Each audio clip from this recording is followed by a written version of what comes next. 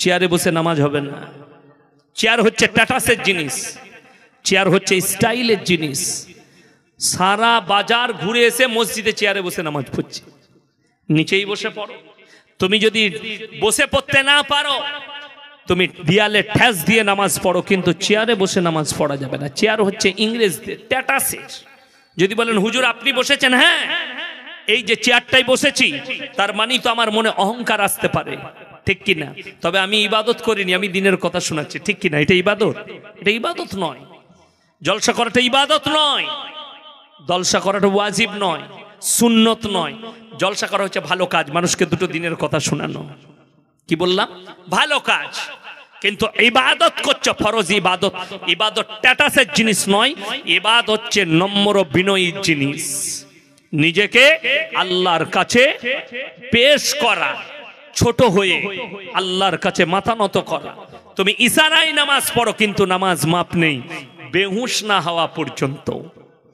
তুমি রোজা রাখো, রোজা রাখতে না পারলে ফিদিয়া দাও মিসকিনকে, কিন্তু তোমার রেহাই নেই। কেউ যদি বিনা কারণে একটা রোজা ছেড়ে দেয়, সারা জিন্দগি রোজা রাখলে একটা রোজার মাসুল দিতে পারবে না। ইয়া আইয়ুহাল্লাযীনা আমানু কুতিবা আলাইকুমুস সিয়াম কামা কুতিবা আলাল্লাযীনা মিন ক্বাবলিকুম লাআল্লাকুম তাত্তাকুন। হে আমার বিশ্বনবী বলো, হে ঈমানদার ব্যক্তিরা, তোমরা যখন রোজা রাখবে আমি আল্লাহ তোমাদের তাকওয়াকে বাড়িয়ে দেব। জোরে বলুন সুবহানাল্লাহ। আপনি রমজান মাসে রোজা রাখুন, আল্লাহ তাকওয়াকে কখন বাড়াবেন? যখন আপনি ইফতারিতে বসে থাকবেন, আল্লাহ আপনার তাকওয়াকে বাড়িয়ে দেবে। আজকে আমি আপনাদেরকে বলবো, কোন কোন ভাই আছেন আল্লাহর প্রিয় বান্দা হবেন? হাত তুলেন তো ইনশাআল্লাহ, হাত তুলেন। সকলে বলুন আল্লাহর প্রিয় বান্দা হবে। জোরে বলুন ইনশাআল্লাহ। আল্লাহর প্রিয় বান্দা হতে গেলে আল্লাহর শর্তগুলো আপনাকে মেনে নিতে হবে। আমার আল্লাহ রাব্বুল আলামিন কিছু শর্ত রেখেছেন।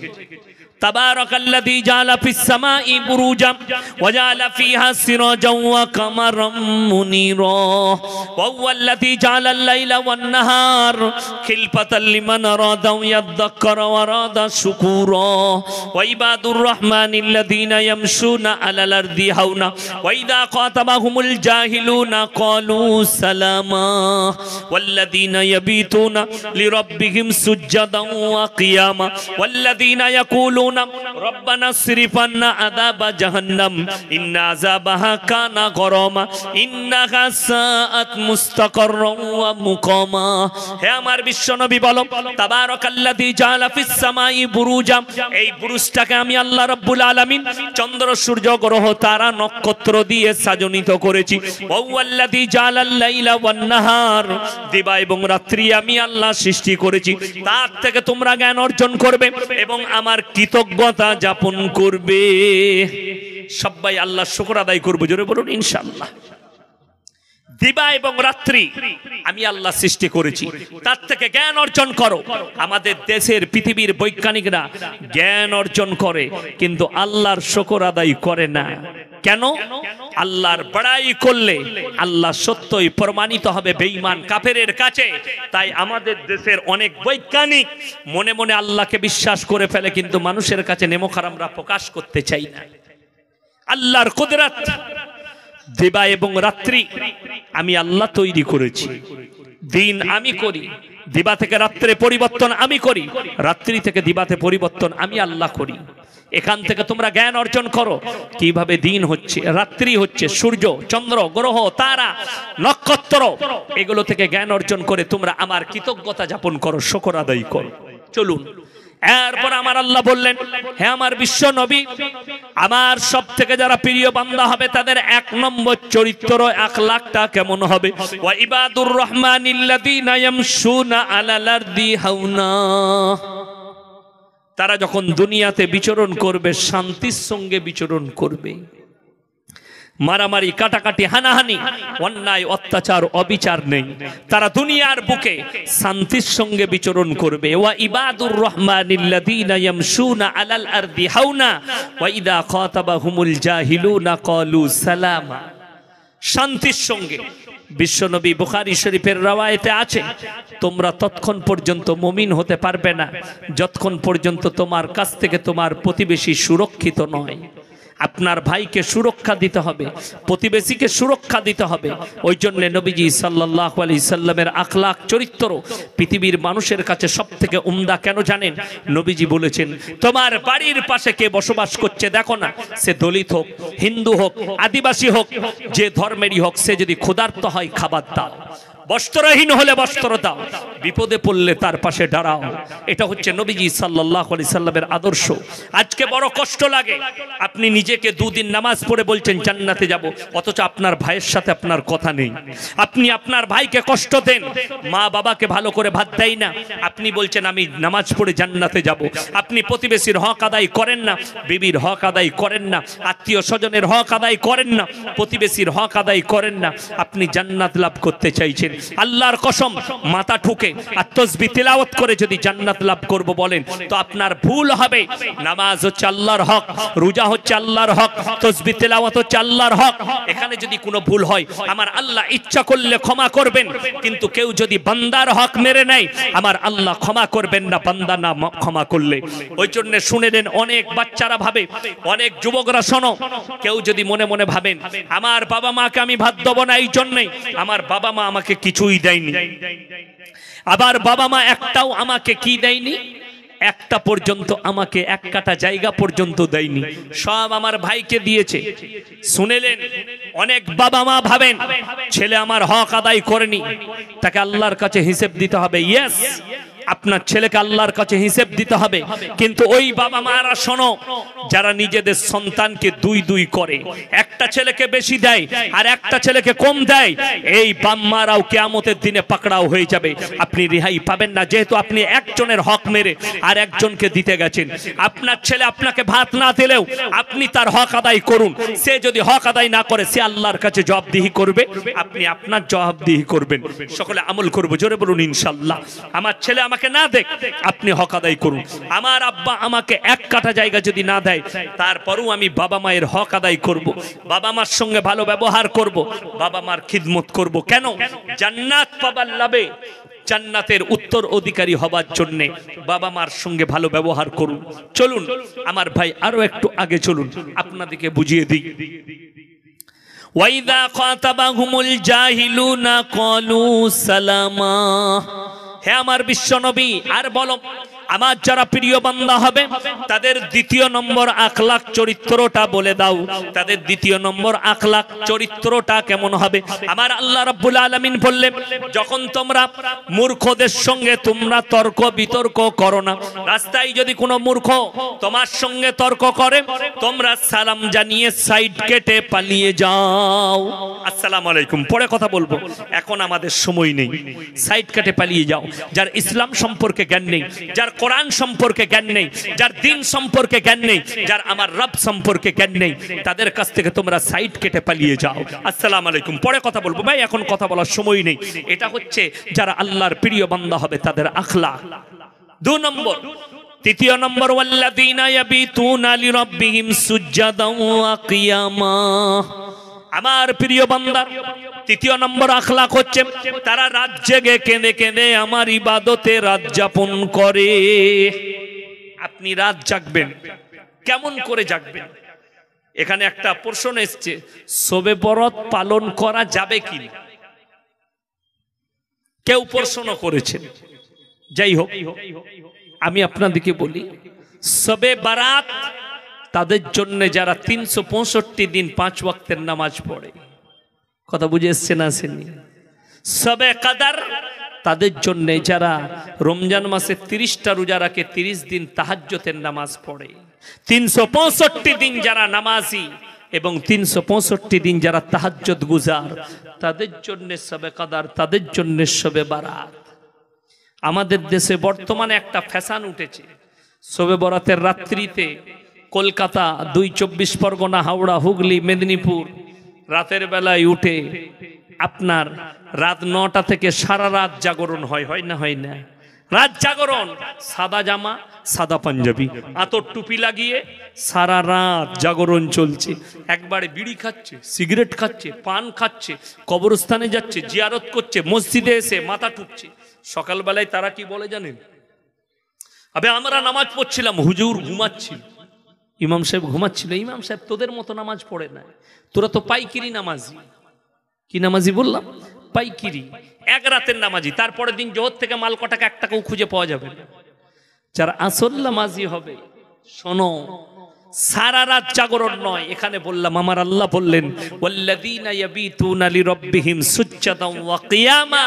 আমার প্রিয় বান্দাদের আর একটা বড় আখলাক, তারা রাত জেগে কেঁদে কেঁদে আমার ইবাদতে রাত যাপন করে। রাতটা জাগবেন কেমন করে শুনেলেন। আমার আল্লাহ রাব্বুল আলামিন কোরআনে প্রথমেই প্রশংসা করলেন নিজের নবীর। জোরে বলুন সুবহানাল্লাহ। কি প্রশংসা করলেন? ইয়া আইয়ুহাল মুযাম্মিল কুমিল লাইলা ইল্লা কালিলা নিসফাহু আও ইনকুস মিনহু কালিলা আও জিদ আলাইহি ওয়ারাত্তিলিল কুরআনা তারতিলা। হে আমার বিশ্ব নবী, ইয়া আইয়ুহাল মুযাম্মিল, তুমি যখন কম্বল আবৃত্তি করো, কম্বল গায়ে দাও, আর যখন মেম্বারে বসো, পৃথিবীর কোন রাজা বাদশাকে এত সুন্দর লাগে না, আপনাকে মেম্বারে এত সুন্দর লাগে। আপনাকে এত সুন্দর লাগে মেম্বারে বসলে আর কম্বল গায়ে দিলে। জোরে একবার বলুন সুবহানাল্লাহ। আমার আল্লাহ নিজে তারিফ করলেন নিজের নবীর। তারপরে বললেন কুমিল লাইলা ইল্লা কালিলা, উঠে পড়ুন। কখন উঠবেন? নিসফাহু আও ইনকুস মিনহু কালিলা, অর্ধেক কিংবা তার থেকে একটু বেশি ঘুমিয়ে তারপরে উঠো। রাত্রি 1টা কিংবা 1:30টার মধ্যে উঠো। বিবির হক আদায় হবে, আল্লাহর হক আদায় হবে। তুমি সারা রাত 9টা থেকে এসার পরে চলে গেছে এক কেদলি চা নিয়ে মসজিদে, বলে কি হলো? বলে ফাটিয়ে দেবো। তোর মাল একটাও উপরে পৌঁছাবে না, ওই মসজিদেই লেগে থাকবে। কেন? ফজরের পর থেকে সে মাল কটা একটাও আর নাই, খালি শবে বরাতের রাতের জন্য ছিল। শবে বরাত, শবে বরাতের নামাজ আপনি পড়ুন, রোজা রাখুন। কিন্তু কেউ যদি বলে রোজা রাখতেই হবে, এটা হচ্ছে বেদাত। কেউ যদি রাখতে না পারে গুনাহ আছে। এ কথা বলেন না কেন? আপনারা কথা বলেন না কেন? গুনাহ আছে কেউ যদি রোজা না রাখতে পারে? এতগুলো উলামা বসে আছে, জিজ্ঞেস করো বড় বড় আলেম দিকে। কেউ যদি বলে রোজা না রাখতে পারলে গুনাহ হবে, সেই মৌলবীর জুতোর মালা পরে আমি পশ্চিম বাংলায় বয়ান করব। 24 পরগনার মাটিতে চ্যালেঞ্জ ছুড়লাম। কেউ যদি রাখে আলহামদুলিল্লাহ নেকি পাবে, কেউ যদি রাখতে না পারে কোনো গুনাহ নেই। শবে বরাতের নামাজ যদি কেউ পড়ে আলহামদুলিল্লাহ প্রচুর নেকি আছে, কেউ যদি না পড়তে পারে কোনো পাপ নেই, যেহেতু নফল ইবাদত।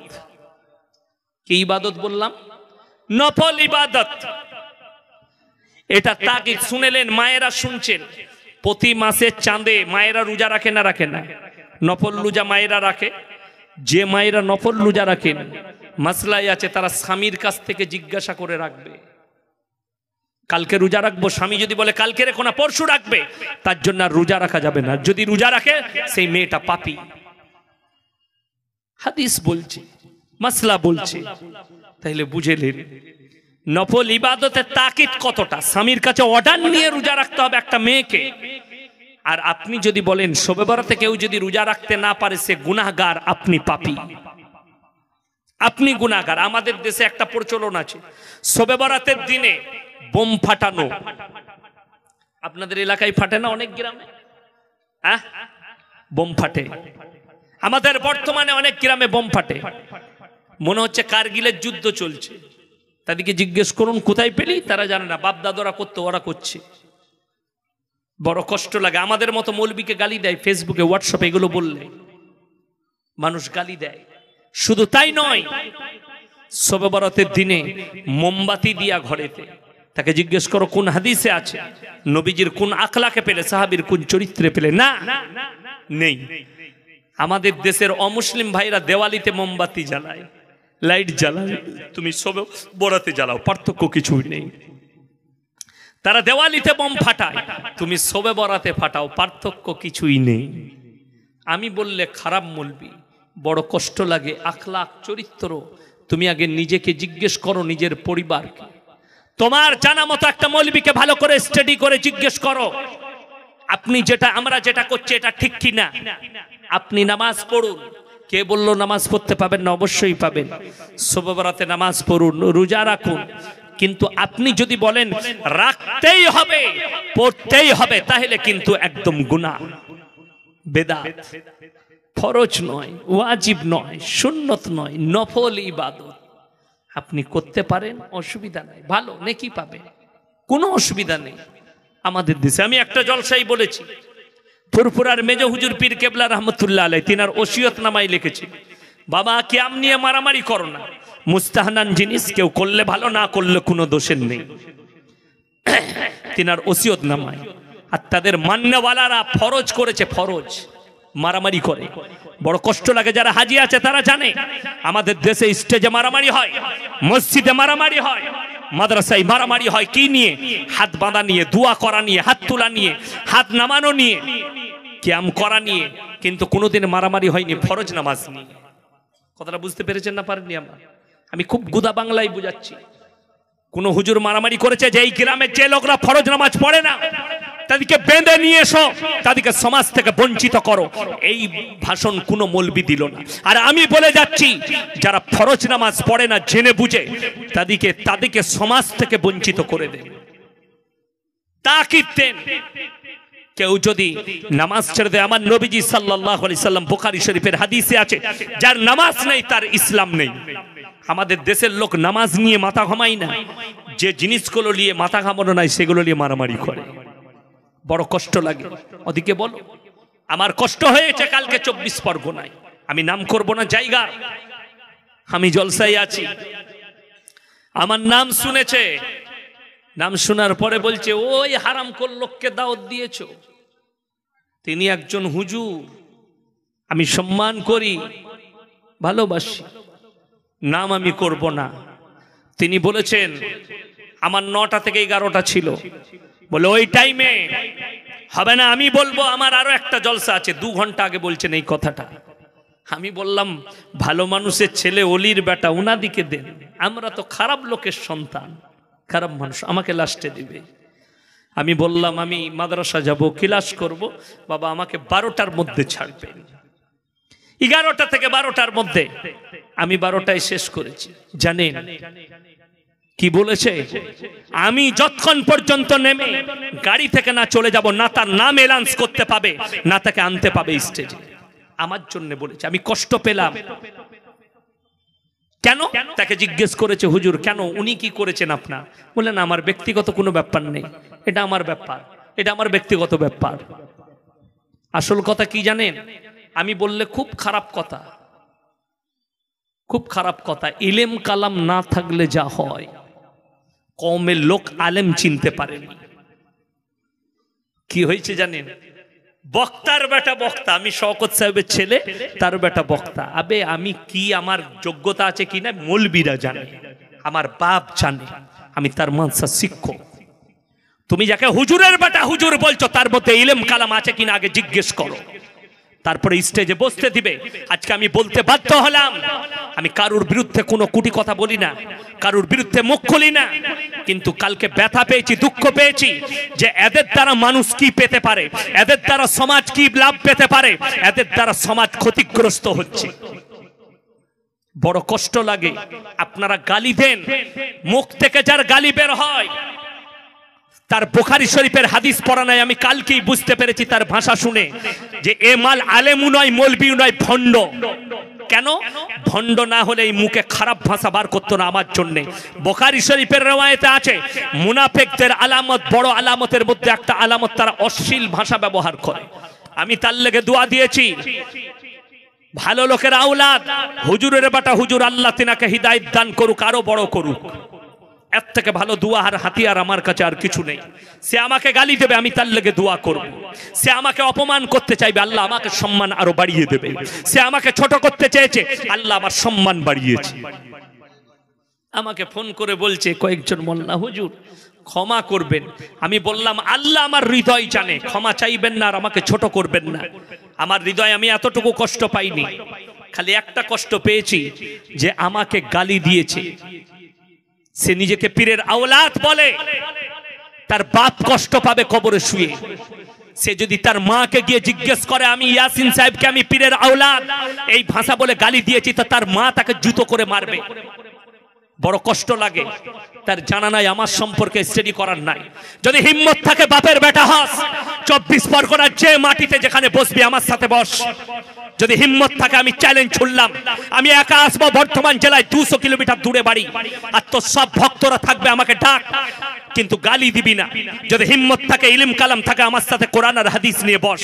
একটা ইবারত পড়ার ক্ষমতা নেই হাদিসের, একটা ইবারত পড়তে পারবে না, ইজরা করতে পারবে না এক লাইনের, আমি চ্যালেঞ্জ ছুড়লাম তাকে। আমার বক্তব্য যদি শুনিস তাইলে আল্লাহর রহমতে তোকে দাওয়াত দেয়া রইল, এক লাইন খালি কোরআনের ইজরা করে আমার কাছে শোনাবি, আমি তো জুতোর মালা পরবো। আমার জানা আছে তোমার ইলম কালাম কতটা, ওই জন্য কারুর বিরুদ্ধে বলি না, আমাকে মুখ খোলা করাও না। আমি কারুর বিরুদ্ধে কারুর নাম নিয়ে 17,000 জলসা ছুটছে, আমি কোনো হুজুরের বিরুদ্ধে, কোনো হক্কানি পীরের বিরুদ্ধে বলিনি। হ্যাঁ আমি বিরুদ্ধে, আমি ভণ্ড পীরের বিরুদ্ধে, যারা ভণ্ডামি করবে তার বিরুদ্ধে আমি আমার মৃত্যুকাল পর্যন্ত সংগ্রাম চালিয়ে যাব। চ্যালেঞ্জ এটা। তুমি মাজারে গিয়ে গড়াগড়ি খাবে, কেউ যদি একটা হাদিস দেখাতে পারে খাজা মঈনুদ্দিন চিশতি রহমাতুল্লাহ আলাইহির কিতাব থেকে বার করে, কেউ যদি দেখাতে পারে, তোরা আমার মাজারে আসবি, চাদর চড়াবি, আমার মাজারে গড়াগড়ি খাবি, আমার মাজারে এসে মাথা ঠুকবি, এরকম খাজা বাবা লিখে গেছে, তার জুতোর মালা পরে পশ্চিম বাংলায় বায়ান করব। কোন হুজুর আছে, কোন মায়ের লাল বাপের বেটা আছে, নিয়ে এসো খাজা বাবার লেখা কিতাব। পারবে না আনতে। কেন? খাজা মঈনুদ্দিন চিশতি রহমাতুল্লাহ আলাইহি তোর মতো ভণ্ড ছিল না। তিনি 12 বছরের পর থেকে মৃত্যুকাল পর্যন্ত একদিনও তাহাজ্জুদের নামাজ কাজা করেনি। এটা যদি পড়তে হয় আমার লাইব্রেরিতে আয়, আদান লয়েন লাইব্রেরি আমার বাড়িতে, আমার লাইব্রেরিতে খাজা বাবার জীবনের কিতাব খুলে দেখিয়ে দেবো তোকে, কানে মুচুড়ে দেখাবো কি লিখেছে শোন। খাজা মঈনুদ্দিন চিশতি রহমাতুল্লাহ আলাইহি তিনি তিনার জীবনের প্রথম চ্যাপ্টারে লিখেছে, খাজা বাবার প্রথম আখলাক ছিল 12 বছরের পর থেকে মৃত্যুকাল পর্যন্ত তাহাজ্জুদের নামাজ কাজা করেনি, তাহাজ্জুদের নামাজ কাজা করেনি। আর আমি প্রমাণ করিয়ে দেবো, অনেকজন বলছে খাজা বাবাকে ভালোবাসি, হারামখোর এক ওয়াক্তের নামাজ পড়ে না। ঠিক বলছি না ভুল বলছি? কথা বলেন। 24 পরগনায় প্রমাণ দেবো, যদি বার প্রমাণ নেবেন। আমার হাইওয়ের ওপরে বাড়ি, কোনা এক্সপ্রেস থেকে দিল্লি রোডের ওপরে বাড়ি, বর্ধমান থেকে 26 কিলোমিটারের মাথায় আমার গ্রাম, আমার মাদ্রাসা, বড় মাদ্রাসা আমার, আমি সেখানকার শিক্ষক। রাতের বেলায় জলসা করে যাই, নিউ রায় বলে একটা হোটেল আছে, প্রচুর বাস লাগে সেখানে। সেই মালিক আমার বন্ধু বিদ্যুৎ দা, আমাকে চা খাওয়ায়। আমি হোটেলে গিয়ে বসি, কাগজের কাপে আমাকে চা দেয়, আমি বসে আছি বাইরে চেয়ারে গরমের দিনে। 24 পরগনার কোনো একটা জেলার হবে 2-24 পরগনা বাস, সব মানুষরা যাচ্ছে। তারা দেখে চিনতে পেরেছে, হুজুর আপনি কি ইয়াসিন সাহেব? এমন হয় চিনি। কোথায় যাচ্ছেন বাবাজি? বলে হুজুর আজমির শরীফ যাচ্ছে। আলহামদুলিল্লাহ। আমি বললাম বাবা কখন বেরিয়েছেন? হুজুর 12টার সময়। জোহর পড়েছ? জি না। আসর পড়েছেন? জি না। মাগরিব পড়েছেন? জি না। এশা? জি না। ফজর তো গাড়িতে ঘুমিয়ে কাটবে। যার জীবনে এক ওয়াক্তের নামাজ নেই, আমি তাদেরকে বললাম ওখানে যেও না, কিয়ামতের দিনে খাজা বাবা তোমাদেরকে জুতো মারবে তোমার মতো মুরিদকে। যার জীবনে নামাজ নেই, আমার নবীজি বললেন তার ইসলাম নেই। আপনি কি করবেন ভেবে দেখুন, নামাজ পড়বেন না পড়বেন না। ইসলাম এত সুন্দর, আল্লাহর কসম করে বলছি, যারা মনে করছেন আমি আমার 18,000 জলসা ছুটছে, একটাও পীর বিরোধী পাবেন না, ভণ্ড পীর বিরোধী পাবেন।